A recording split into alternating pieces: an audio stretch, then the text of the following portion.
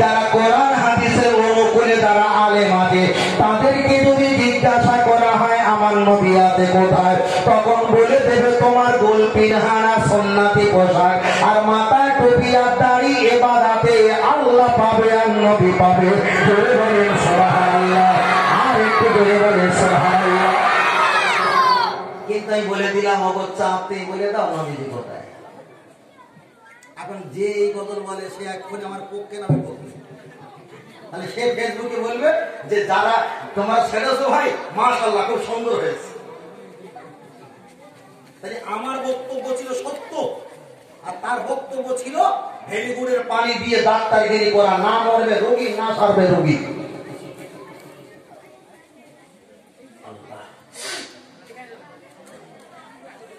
আমি আপনার কাছে বোঝাচ্ছিলাম যে কথা ও বাপজিরা চলেন আর একটা বার আগিয়ে যাওয়া যাক।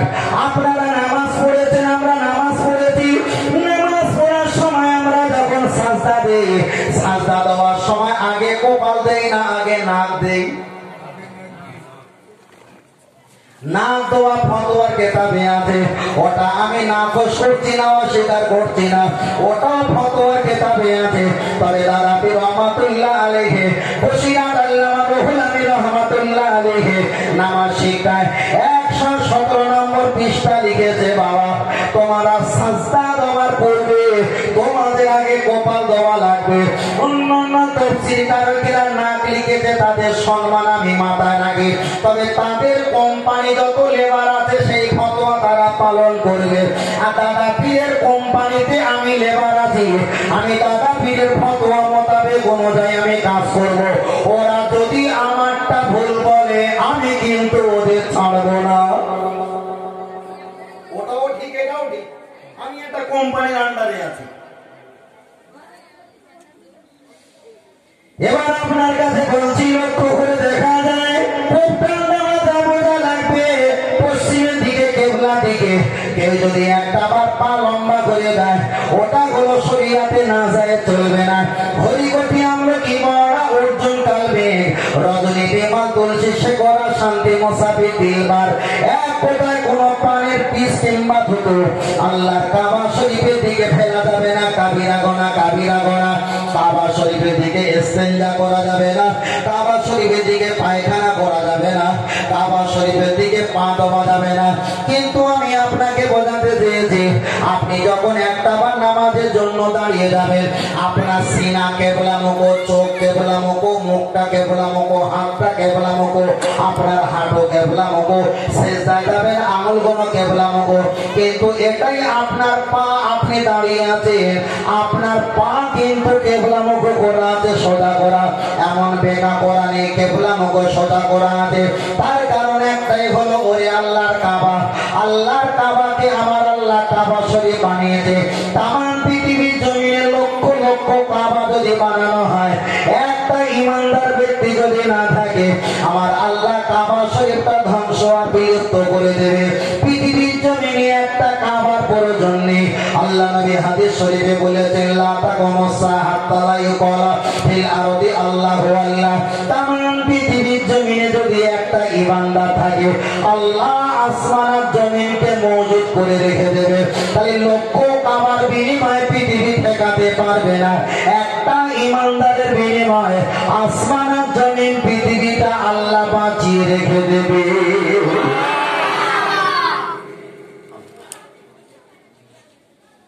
আমার বাঁধি আমি আপনাকে বোঝাতে চাই, শীতের সময় পানিতে হাত দিয়ে যেন কারেন্ট শর্ট মারার মতো মারে, এমনি কষ্ট হয়।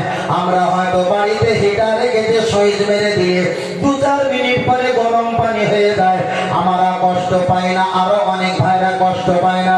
কিন্তু অনেক গরিব ব্যক্তি আছে তারা কষ্ট করে পানিতে উজু করে, বৃদ্ধা বয়স হয়ে গেছে, শরীর অসুস্থ, হালকা হালকা গায়ে তার পানিতে হাত দিলে কষ্ট অনুভব তো হয়।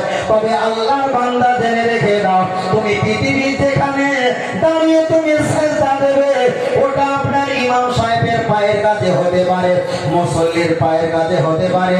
আপনি যেখানে দাঁড়িয়ে দাঁড়িয়ে আল্লাহ নামে সেজদা দেবেন, ওই সেজদাটা আমার আল্লাহর কুদরতি পায়ের কাছে হাজির হয়ে যায়।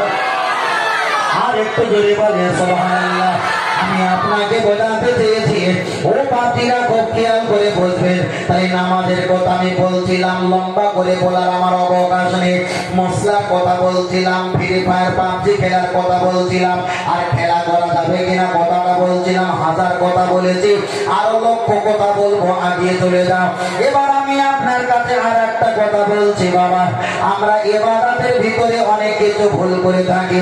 এমন করে মোনাজাত করা হয়, কিন্তু তাফসীরে আমরা পড়েছি ডানে বামে সালাম ফিরিকার দোনো হাত উঠাকার দোয়া মাঙ্গো, ডান দিকে বাম দিকে সালাম ফিরিয়ে দুটো হাত তুলে দোয়া চাও।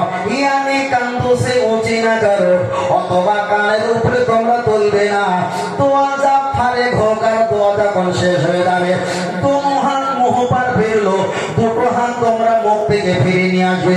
তাহলে শরীয়তের মাসলা হলো তোমরা ডান দিকে বাম দিকে সালাম ফিরিয়ে হাত তুলে মোনাজাত করবে, তবে হাত এতটা ফাঁকা রাখবে, মিলিয়েও দেবেন না, বেশি ফাঁকা করবেন না, এতটা ফাঁকা রাখবেন। বুকের সিনা যতটা সমান সমান এতটা তুলবেন। অনেকে আমরা আবেগে বশীভূত হয়ে হাতটাকে পাকা পাকে শুরু করে দিই, তবে সমস্যা নেই। মশলা হলো এতটা ফাঁকা করা। ও বাপজিরা, তোমার পৃথিবীর জমিনে হিন্দু খ্রিস্টান জৈন পারসি শিখ ইসাই গুজরাটি মারাঠি কুচবিহারি বিহারি বাঙালি 3.5 থেকে 4.5 ধর্মের মানুষ আছে। আমার খ্রিস্টান ভাই ওরা যখন স্রষ্টার কাছে যায় তারা এমন করে যায়। আমার হিন্দু পার্শ্ববর্তী যত ধর্মভীরু ভাই আছে ওরা যখন স্রষ্টার কাছে কিছু চায় এমন করে যায়।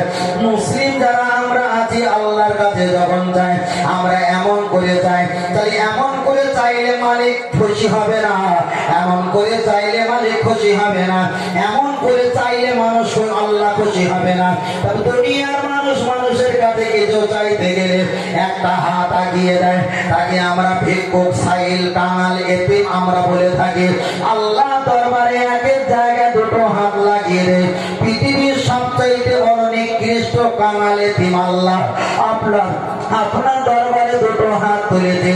আমার আল্লাহ কোরআন শরীফে বললেন, ইয়্যাকা না'বুদু ওয়া ইয়্যাকা নাস্তাইন, বান্দা আমার ইবাদত করবে আর আমার কাছে সাহায্য চাইবে। যে বান্দা আমার কাছে চায় না আমি মনে মনে কষ্ট পাই, আর যে বান্দা আমার কাছে চায় আমি আল্লাহ বড় খুশি হয়ে যাই। আর একটু জোরে চাইবে কার কাছে? তবে ওসিলা দিয়ে আমরা চাই, এতে কোনো সমস্যা নেই। অনেকে বলে হুজুর ওসিলা দিয়ে দোয়া চাওয়া যাবে?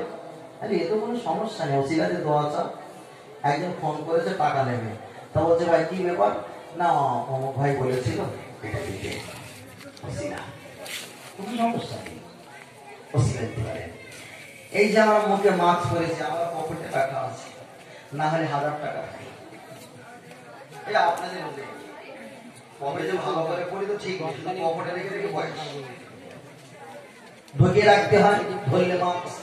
আমার মুরব্বীরা জানে, আগে যারা হাত মানে খেত জমির ফসল এবং সবজি যারা চাষ করতেন, 5 থেকে আল থেকে গরু নিয়ে যেতে হতো, আর গরুগুলো অযথা এদিকে ওদিকে কাঁচা সবজিতে মুখ দিত। পরের খেত মালিকগুলো তাদের সঙ্গে ঝগড়া করত, তখন একটা জাল দিয়ে একটা মুখ কোটির মতো যা হোক একটা কভার লাগিয়ে দিত, শুধু শোঁকবি কিন্তু খেতে পারবি না। এখন জানিনি আমরা কোন খেতে মুখ দেওয়া শুরু করেছি, আল্লাহ আমাদের মুখে মাছ তুলে দিয়েছে। কথা বুঝতে পেরেছেন ভাই? এটা ভালো ঠিক তা নয়, ভালো ঠিক নয় এটা। অনেকে লকডাউনে মসজিদ বন্ধ, মাদ্রাসা বন্ধ, খানকা, ঈদগাহ, মক্তব, শিক্ষালয়, শিক্ষা নিকেতন, বিদ্যাপাঠ, বিদ্যাগার, বিদ্যালয় প্রতিষ্ঠানগুলো সব বন্ধ, খুলে দেওয়া হয়েছিল আমাদের দোকান। উপরে পড়েছে 1 টাকার টুপি, দিয়েছে আবার চশমা, আবার দিয়েছে মাস্ক। কেউ চিনতে পারবে? ওরাই মদ খেয়েছে, মদ খেয়ে বোতলগুলো ফেলে দেয়নি, বোতলে সব মাথায় গিরো বেঁধেছে, হালসি করে গোলায় পড়েছে, পরে আর ছেলেদের বলছে একটু ভিডিও করে দিন, হোয়াটসঅ্যাপে ছাড়ো। নাটা মল্লিকের মতন গান শুরু করেছে, একটা গান আছে না, যত মাতাল আছে এবার রাস্তায় নামবো আন্দোলনে, মদ আমাদের দিতে হবে রেশন দোকানে। কপাল খুলে গেছে ওদের, কপাল খুলে গেছে, রেশন দোকানে মাল পাবে, বুঝলেননি? তবে ওদের আবদার বিনেস, ওদের আবদার মেনেছে। মন্দিরে যারা পুজো দিতে যাবে তারা ছুটে পালাচ্ছে, মসজিদের নামাজ পড়তে তারা ছুটে পালিয়ে যাচ্ছে। হায় রে কপাল, মার খাওয়া হয় না, খালা বলতে থাকো কঠিন। আমি আপনাকে বলছিলাম যে কথাটা বলছিলাম, চলেন কোরআন শরীফ থেকে একটা আয়াত পড়া যায়। আল্লাহর কোরআন বিবরণ দিয়েছে, ইয়াসআলুনাকা আনিল খামরি ওয়াল মাইসির কুল ফীহিমা ইসমুন কাবীরুন ওয়া মানাফিউ লিন-নাস। আল্লাহর কোরআন বলেছেন পৃথিবীর জমিনে যখন দেখবে সবচাইতে জুয়া যখন বেশি হবে আর সবচাইতে নেশা যখন বেশি হয়ে যাবে, আমার আল্লাহ তোমাদের প্রতি বড় নাকশ হয়ে যাবে, তোমাদের প্রতি বড় রাগান্বিত হয়ে যাবে। এক নাম্বার হলো জুয়া, আর দ্বিতীয় নাম্বার হলো মদ। মদ মানে নেশা। নেশা জুয়া মানে কি? জুয়া হাজার জুয়া আমি বলার সময় নেই, কিন্তু মদ নেশা যখন সম্মান বেড়ে যাবে তখন আল্লাহ আমাদের প্রতি নাখোশ হয়ে যাবে। তাই মসজিদ, মাদ্রাসা, খানকা, ঈদগাহ, মক্তব, সেই কালিকাতায় বিদ্যাপাঠ, বিদ্যাগার, বিদ্যালয়, এদিকে বাস, টোটো, ট্রাম, অফিস, আদালত সব বন্ধ, কিন্তু মদের দোকানটা খুলে দেওয়া হয়ে গেছে। ওরা খেয়েছে মদ, আমরা ঘৃণা করেছিলাম, কিন্তু আমরা মদ খাই না। কোথায় বলে খায় না মাকে, খায় না মাকে। ওরাই খেয়েছিল মদ, আমরা স্যানিটাইজার হাতে নিয়ে টোমাকামাকি করেছিলাম। তবে ওটাই তো হলো অ্যালকোহল, মানে মদে ধুলাবাই।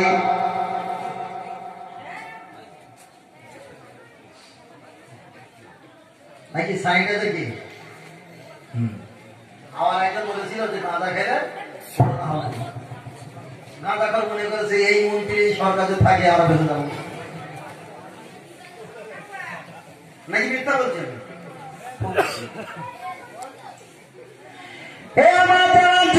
আপনাদের এলাকায় গাঁজাখোর নাই, অনেক ভালো, পাকা রাস্তা কাছাকাছি গায়ে এরা গাঁজা টাজা কি খায়? গাঁজা টাজা খায় না, এরা মদ খায় না, এরা সব আল্লাহর ওলি, আল্লাহর ওলি, আল্লাহর ওলি। তবে জেনে রেখে দাও, মদ করে ঝগড়া হয়।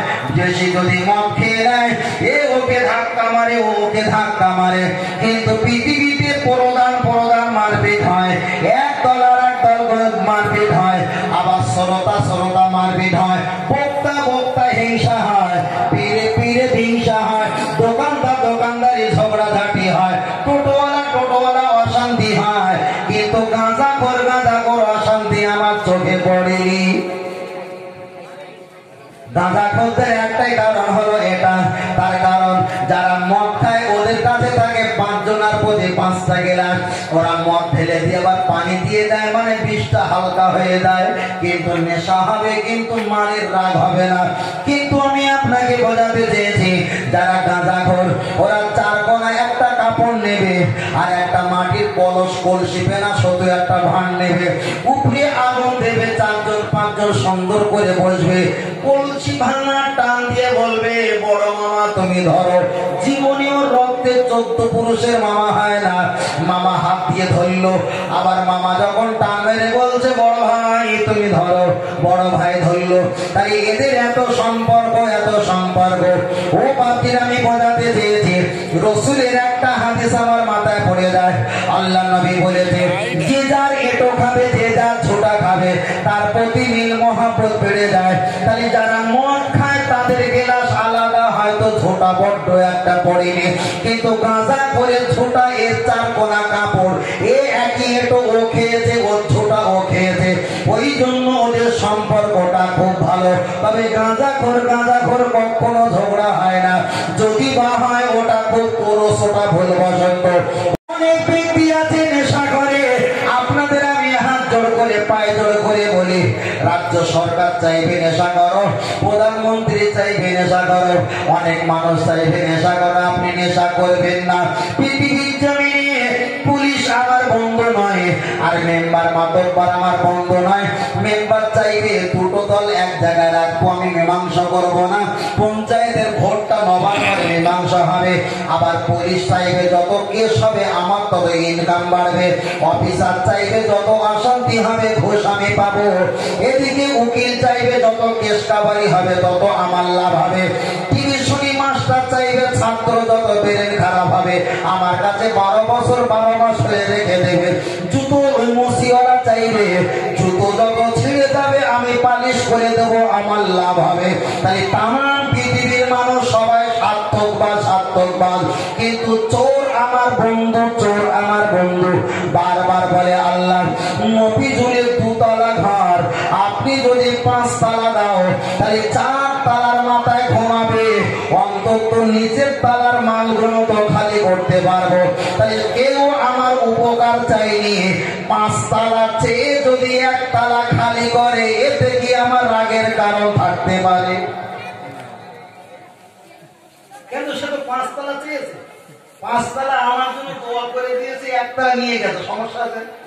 ও রান্না করে দিয়ে 1 তলা ভাত নিয়ে গেছে, হাঁড়ি তো আমার কাছে। কিন্তু এমন উপকারও কেউ নাই, সবাই যদি দড়িয়ে থাকে। আল্লাহ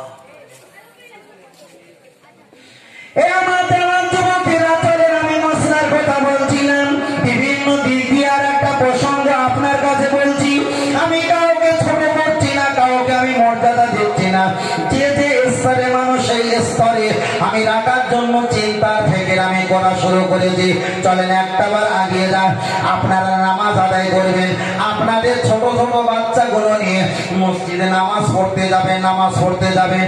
ইমাম সাহেব যদি বলে ছোট বাচ্চারা নামাজ পড়তে আসবে না, আমি ইমাম সাহেবের হাত ধরে ক্ষমা চাই, এদেরকে নামাজ পড়ার জন্য মসজিদে একটাবার প্রবেশ করিয়ে নাও।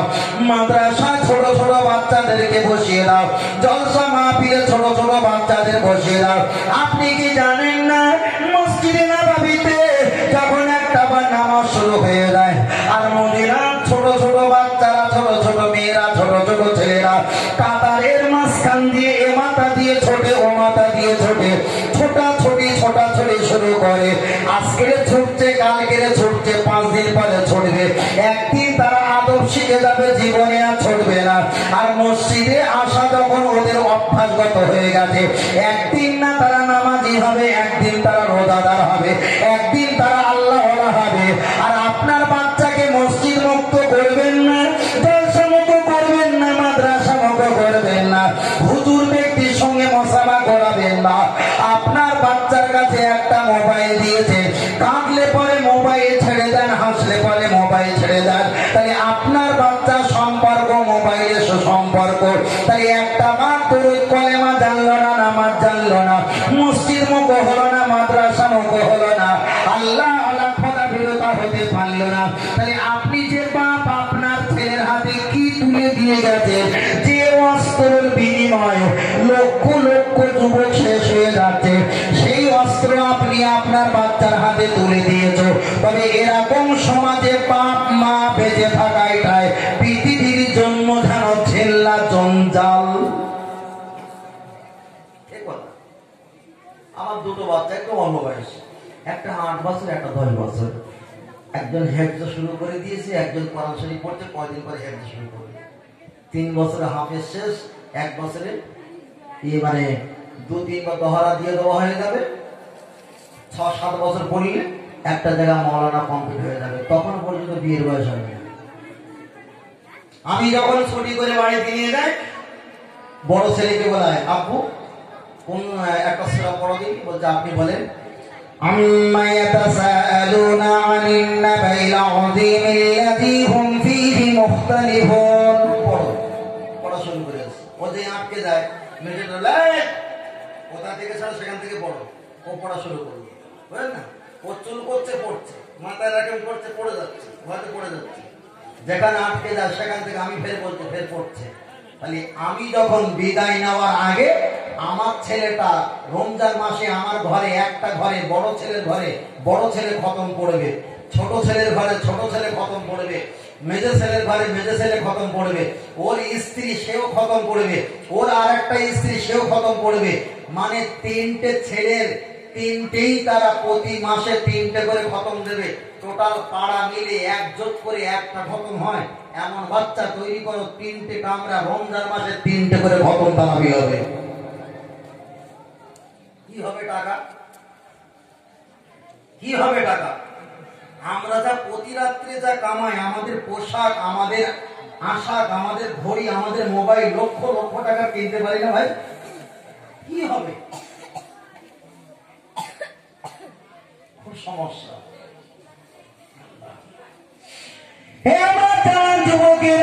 আমি আপনাকে বোঝাতে চেয়েছি বাচ্চা দিকে একটা বার আল্লাহ বাচ্চা দিকে একটা বার স্মরণ করো। তবে বাচ্চাগুলো হাদিস মিশকাত শরীফে এসেছে পৃথিবীর জমিনে যত ছোট ছোট বাচ্চা এরা হলো জান্নাতের ফুল, এরা হলো জান্নাতের ফুল। এদের প্রতি আপনাকে যত্নবান হওয়া লাগবে। ও বাপটিরা খুব খেয়াল করে শুনবেন, বর্তমান সমাজে বাচ্চাদের প্রতি আমরা খেয়াল রাখি না, খেয়াল রাখি না। আমি ছোটবেলায় একটা মসজিদে নামাজ পড়াচ্ছিলাম, জীবনে মাওলানা শেষ হওয়ার পর একটা মসজিদে ইমামতি করছিলাম। আর ইমামতির মাইনে শুনলে আপনারা দাঁত লেগে পড়ে যাবেন।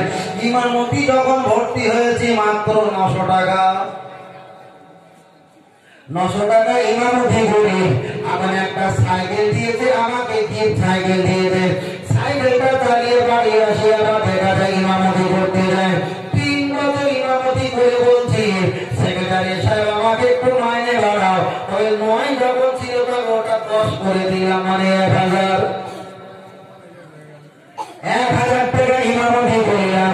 3টে বছর ইমামতি যখন করা হয়ে গেল ঠান্ডা মাথায় বলছেন, একটা আমার ভাই এসে বলছেন মফিজুল ভাই আমার বাচ্চা আব্দুল সালাম আমার মেয়ে সামিয়া, একটার বয়স 4 বছর আর একটার বয়স হলো 5 বছর। এই দুটো আমার ছেলে মেয়েকে তুমি একটু টিউশনি পড়াও। তুমি যদি টিউশনি পড়াও 1 মাস পড়ালে তোমাকে 1000 টাকা দেবো। আমি মনে করলাম অবশ্যই ভালো ভালো, আমি মাসে 1000 টাকা পাই। আর দুটো বাচ্চা যদি পড়াই 1000 টাকা বিশাল ব্যাপার। বাচ্চাদের আমি পড়ানো শুরু করলাম, নামাজ কালেমা অনেক কিছু শিক্ষা দিলাম। হঠাৎ করে আসরে নামাজ পড়ছি, ছোট বাচ্চা এ ওর জামা ধরে টানে, ও ওর জামা ধরে টানে। মুসলি আমার ভালো বলবে না খারাপ বলবে? আমার দিকে তাকান ভাই, আমি 1000 হাদিস পড়লেও আপনাদের এক্ষুনি মাথায় আসবে না। নিজের দিক থেকে তাকিয়ে অ্যাঙ্গেল দিচ্ছে, আপনার প্রতি আকর্ষণ করছে। একটা হাজার টাকা নেওয়ার জন্য আমার ওই বাচ্চা দুটো সন্তানকে যখন পড়াচ্ছিলাম, দুজনে নামাজ পড়ছিলাম, যখন মসজিদে ইমামতি করছি, এই ওর জামা ধরে টানে, ও ওর জামা ধরে টানে, খিলখিল করে ফিক ফিক করে হাসি। নামাজ শেষ হয়ে গেল, মনে করলাম থাকলে আর থাকবে না। নামাজ শেষ হয়ে গেল, কাছাতে বললেন খোকা আমি কাল থেকে আর নামাজ পড়তে আসবো না, বলি খেলা শুরু।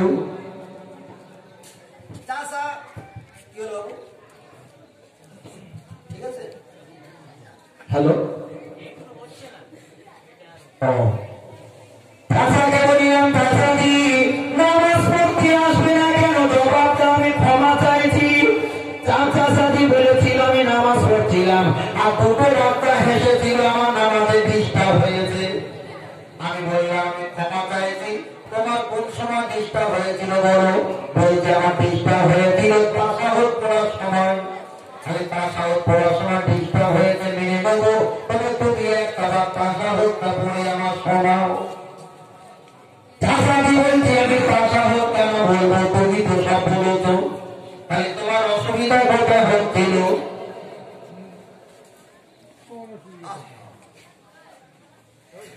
যে চাচা বলছে আমার নামাজে অসুবিধা হচ্ছিল কোন সময়? রুকু করার সময় না কিরাত পড়ার সময়? বললো তাসাহুদ আত্তাহিয়াতে পড়ার সময়। চাচা যে জায়গায় তোমার ভুল হয়ে গেছে টোটাল একটা বার পড়ো, সত্যিকারী মুখস্থ থাকলে ভুল হওয়ার সম্ভব নয়। তবে চাচা যখন অনুরোধ করল আরো 5টা মুসল্লি একবারও তাসাহুদ করিল না বাতিল বেটা, মানে তাসাহুদ ও জানে না, ও পাপ জানে না, ও পা জানে না, ও সাই গোষ্ঠীকে তাসাহুদ করতে পারে না। চাচাজির হাতটা ধরে কেড়ে ফেলে দিলাম দাদা, আমার 1000 2000 টাকা এটা আমার সম্পত্তি না। তোমার বাপ তোমার মা ছোটবেলায় যদি বাপটা ভাবি মায়ের মতো কাজে করে যদি ইমামের কাছে বসে দিবে, আজকে তোমার 70 বছর 50 বছর বয়সে তাসাহুদ নিয়ে ইমামের কাছে আর মান সম্মান দেব না। ছোট বাচ্চাকে বললাম সাবিনা মা তুমি একটা বালাত তাহিয়াতে পড়ো। ওই 6-7 বছরের ছোট বাচ্চা মেয়ে আত্তাহিয়াত দরুদ ইব্রাহিম দোয়া মাসুরা সুন্দর ঠোঁট দিয়ে আওয়াজে টেপ টেপ টেপ টেপ করে পড়ে শুনিয়ে দিয়েছে। আমি বললাম চাচা তোমার সাই গোষ্ঠী বাচ্চার পাটা চুমুখে পানি খেয়ে ধন্য মনে করো। ও বাচ্চিরা এই অ্যাঙ্গেলে আমি বলেছিলাম তোমাদের বাচ্চাকে মসজিদে নিয়ে যাবা, মাদ্রাসায় নিয়ে যাবা, জুম্মার দিনে নিয়ে যাবা, কোলে করে মসজিদে নিয়ে যাবা, পুরো সাপ ফিরলে ধুয়ে দেবে, পায়খানা ফিরলে ধুয়ে দিবে। তবে ওটা 1 মাস 2 মাস 1 বছর 2 বছর হতে পারে, টোটাল 60 বছর শরীয়তে টিকিয়ে রাখার জন্য 2 বছর কষ্ট করলে সমস্যা নাই। দেবেন একটু বাচ্চাকে দেন। এখানে যত বাচ্চা আছে যাদের বাপ মা পড়িয়েছে আলহামদুলিল্লাহ ভালো, কিন্তু অনেকে আছে গরিব অসহায় ব্যক্তি, কিন্তু সাহায্য করার মতো তাদের দায়িত্ব নেওয়ার মতো কেউ নেই, বেকার হয়ে গেছে।